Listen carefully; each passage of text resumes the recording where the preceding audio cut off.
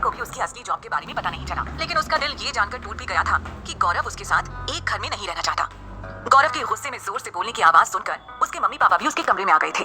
अर्पिता दुख और गुस्से से भरी थी और तभी उसके फोन पर ऋत्विक का कॉल आने लगा, लेकिन सास ससुर और गौरव के सामने वो ऋत्विक से बात नहीं कर सकती थी, इसलिए उसने फोन काटा और ऋत्विक को मैसेज किया, अभी बात नहीं कर सकते, कल ऑफिस में मिलते हैं। ऋत्विक ने भी रिप्लाई में ओके भेज दिया।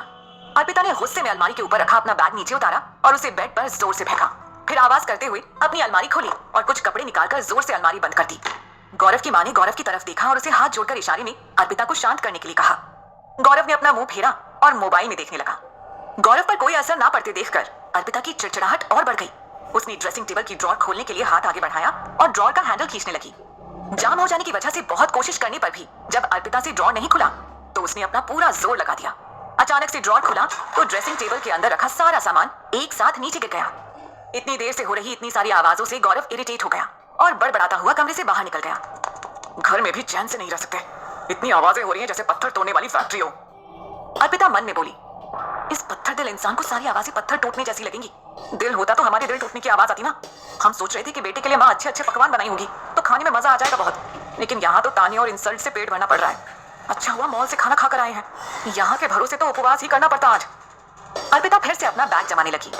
अर्पिता की सास ने अपने पति को हाथ से धक्का मारा और इशारों में बोली कि वो ही अर्पिता को कुछ बोले।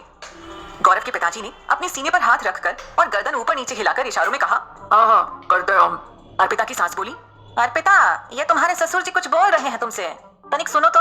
अर्पिता ने अपने ससुर जी की तरफ देखा तो वो इधर उधर देखकर पान की पीक थूकने की जगह ढूंढ रहे थे। फिर कुछ ना मिलने पर इशारों में समझाने लगे। अर्पिता उनके इशारे समझने की कोशिश करते हुए बोली, अब सांस ले तो रहे हैं, मंगल ग्रह से थोड़ी आए हैं जो बिना सांस लिए जिंदा रहेंगे। ससुर जी ने ना का इशारा किया और फिर दूसरा इशारा करने लगे। अर्पिता चिढ़कर बोली, पापा जी हमारे पास ये आपका इशारों में खेल खेलने का समय नहीं है। जब तक हम समझ पाएंगे कि आप क्या बोलना चाह रहे हैं तब तक हमारी ट्रेन यहाँ से निकलकर बनारस भी पहुंच जाएगी, फिर भी हमको समझ नहीं आएगा। अब आप एक काम करिए, अपने पान पर ही कॉन्सेंट्रेट करिए। अर्पिता की माँ ये सब देखकर परेशान हो गई और गुस्से में अपने पति का हाथ पकड़कर उन्हें वहां से लेकर बड़बड़ाते हुए कमरे से बाहर चली गई। क्या आफत है, पान नहीं हमारी सौतन हो गया है, दिन भर मुंह लगाए रखते हैं, कल से आपका पान पून सब बंद, खा लीजिए मन भरकर आज। अर्पिता थक कर पलंग पर बैठ गई और बोली, सब नमूने हमारी जिंदगी में लाने थे आपको बाबा जी, अगर हम म्यूजियम खोले ना तो बढ़िया चल जाएगा। ये तो घर का हाल है, अभी तो कल ऑफिस पहुंचकर सबको बताना है कि हम काम छोड़ रहे हैं। हाँ, देखते हैं वहां कौन सा युद्ध होता है। अगले दिन अर्पिता ऑफिस पहुंची और भारी मन से ऋत्विक के कैबिन में घुस गई। ऋत्विक पहले से ही वहां उसका इंतजार कर रहा था। अर्पिता के अंदर आते ही वो खड़ा हुआ और उसे कुर्सी पर बैठाते हुए बोला, तुमने मुझे क्यों नहीं बताया कि तुम्हारी तबीयत खराब है? आज तुम्हें घर पर रहकर रेस्ट करना चाहिए था। तुम बहुत केयरलेस हो अर्पिता, कल बेहोश होकर गिर गई और फिर अकेले घर चली गई। आलोक ने बताया मुझे अभी। दिखाया डॉक्टर को तुमने, क्या बोला वो? अर्पिता पूरे रास्ते ये सोचते हुए आ रही थी कि वो ऋत्विक को कैसे बताएगी कि वो उसकी और उसकी मॉम की हेल्प नहीं कर सकती। ऋत्विक उससे गुस्सा हो जाएगा तो वो कैसे उसे मनाएगी? उसने तो उम्मीद भी नहीं की थी कि ऋत्विक उसके बेहोश होने पर इस तरह रिएक्ट करेगा। दरअसल वो तो भूल भी चुकी थी कि कल वो बेहोश हुई थी। नाटक जो था वो अचानक आए इतने सवालों से कंफ्यूज हो गई और बस ऋत्विक की तरफ देखती रही और सोचने लगी, इसे कितनी परवाह है मेरी, परवाह है या मदद मांगने के लिए कर रहा है ये सब? जो भी हो, कितना इनोसेंट लग रहा है अभी। मन कर रहा है इसके लाल लाल गालों को खींच कर कहूं सब ठीक हो जाएगा, पर इसके गाल इतने लाल क्यों हैं? अर्पिता ने कहा, तुम्हारे गाल इतने लाल क्यों हो रहे हैं? ऋत्विक अपने गालों को छूते हुए भोली सूरत बनाकर बोला, वो जब भी ज्यादा एक्साइटेड या स्ट्रेस्ड होता हूं तो हो जाता है ऐसा। अर्पिता ने मन में सोचा, पता नहीं ये अभी मेरा जवाब जानने के लिए एक्साइटेड है या मैं क्या जवाब दूंगी इस बात से स्ट्रेस्ड है। हाँ, क्या फर्क पड़ता है, इसकी इन भोली आंखों को देखकर तो अभी भगवान भी पिघल जाए, पर मैं क्या करूं? इसे कैसे बोलूं कि इसकी उम्मीद नहीं पूरी कर सकती मैं? कहां फंस गई हूं बाबा जी, हिम्मत हो मुझे। अर्पिता बोली, Ritvik I am sorry.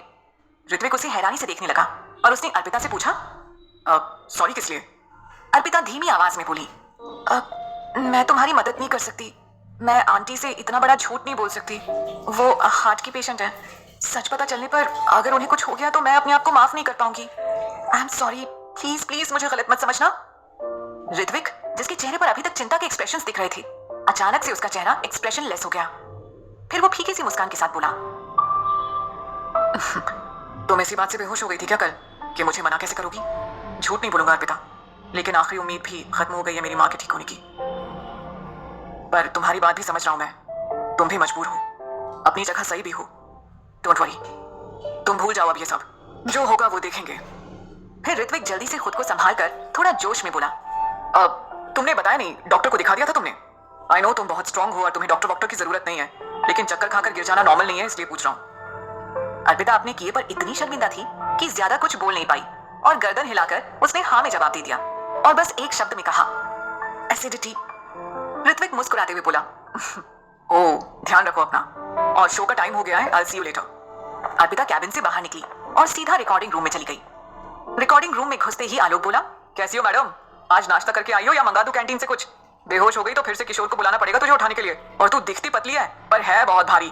Kishore extra salary की डिमांड करने लगेगा। अर्पिता का मूड खराब था, लेकिन आलोक की बात पर उसे हंसी आ गई। वो बोली, खाकर तो आई हूँ लेकिन फिर से भूख लग गई है यार, मंगा लेते हैं छोले भटूरे और गुलाब जामुन, दोनों आराम से खाएंगे। आलोक मुंह बनाकर बोला, तू ही खाना छोला भटूरा, मेरा तो ऋत्विक की डांट से पेट भर गया है। तुझे अकेले घर क्यों भेज दिया, इस बात पर मॉरल साइंस का पूरा लेक्चर मिल गया है सुबह सुबह। अर्पिता बोली, सॉरी, तेरे लिए ना कोल्ड कॉफी मंगवाते हैं, दिमाग ठंडा हो जाएगा तेरा। अर्पिता ऋत्विक के बारे में सोचकर फिर से दुखी हो गई, लेकिन फिर खुद से बोली, अब और पछतावा और मातम नहीं, मैं कोई डेली सोप की बड़ी बिंदी वाली वैम्प थोड़ी हूँ जो ऋत्विक की मदद नहीं कर रही, बस मजबूर हूँ। हाँ, अब नहीं सोचूंगी इस बारे में। यस, कंट्रोल अर्पिता, कंट्रोल, और फोकस कर।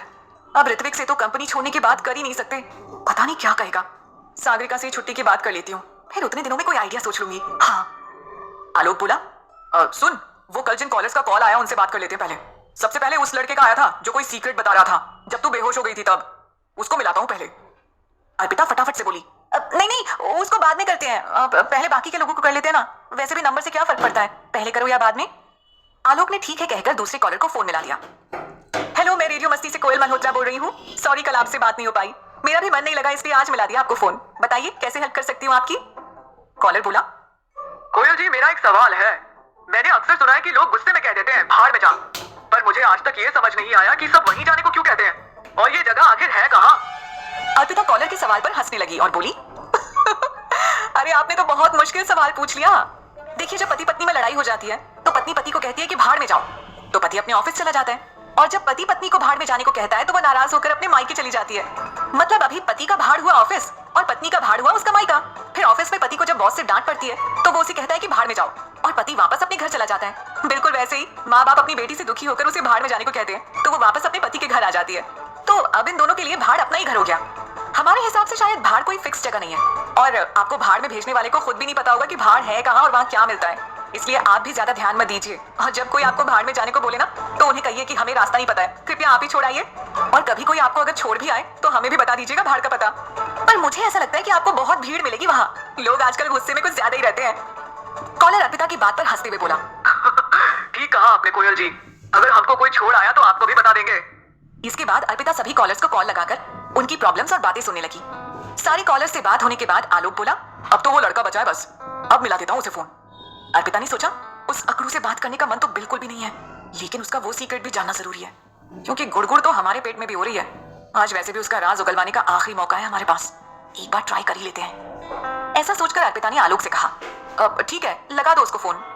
आलोक ने गौरव को कॉल लगाया और गौरव की कॉल उठाने पर अर्पिता बोली, हेलो, मैं कोयल मल्होत्रा बोल रही हूँ, कल तुमने कॉल किया था लेकिन बात अधूरी रह गई थी, चलो आज हम बातें पूरी कर लेते हैं, तुम कुछ बता रहे थे कल। गौरव बोला, थैंक्स फॉर कॉलिंग बैक कोयल, तुमसे बात नहीं हो पाने की वजह से मैं बहुत डिसअपॉइंटेड था, दरअसल मेरी शादी। गौरव के बोलते बोलते कॉल डिस्कनेक्ट हो गया। आलोक ने उसे दोबारा कॉल लगाया तो उसका फोन स्विच ऑफ आने लगा। कोयल ने कहा, बातें अधूरी रह जाने का मतलब है कि बात फिर से होने की उम्मीद है।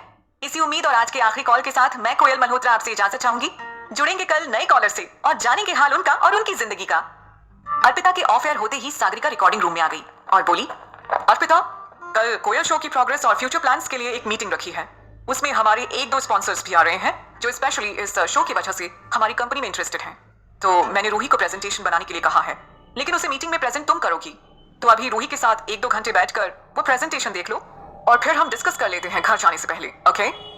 अर्पिता बड़बड़ाई, सही कहा है किसी ने, बिन मांगे मोती मिले, मांगे मिले ना भीख। जब यहाँ थे तब इन्होंने घास नहीं डाली हमको, और अब कंपनी छोड़कर जाना चाह रहे हैं तब ये मैडम जिम्मेदारी सौंपने आ गई है। अर्पिता तो सागरिका से छुट्टी की बात करने वाली थी, लेकिन सागरिका तो उसके लिए काम लेकर आ गई थी। अब कैसे छोड़कर जाएगी अर्पिता अपने काम को, और उसे छुट्टी मिलेगी या सागरिका सच में उसकी छुट्टी कर देगी? जानने के लिए सुनते रहिए कोयल मल्होत्रा की secret life, only on pocket.